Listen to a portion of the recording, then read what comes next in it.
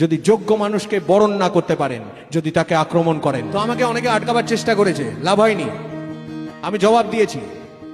এবং অনেকে আমাকে মঞ্চ থেকে নামিয়ে দিয়েছে, আমি মঞ্চ থেকে নেমে আবার ওঠা লোক। আমি জানি মঞ্চ থেকে কিভাবে নেমে যেতে হয়, অপমানিত হয়ে, অসম্মানিত হয়ে। মঞ্চ কেউ বানিয়ে দেয় না। যদি ইতিহাস ঘেটে দেখেন তাহলে এই চক্রান্তের ইতিহাস জানবেন। যারা তোমরা খালি হা হা হা হা কি ভালো শুনছো, কোনোদিন এর ভেতর দিয়ে যাবে না, কোনোদিন পুড়বে না, কোনোদিন এই জায়গাটায় দাঁড়াবে না।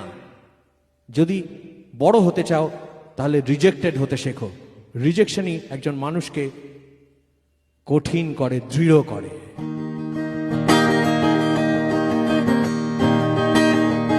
বাংলায় শুনছি একটা গান, বলছি এটা বাংলা গান নয়। বাংলাকে চিনতে অস্বীকার, এটা কি তার অপমান নয়?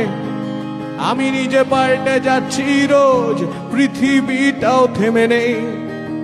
জমে থাকা ঐতিহ্যগুলো গোবেচারা ভাষার জন্যে প্রহরায়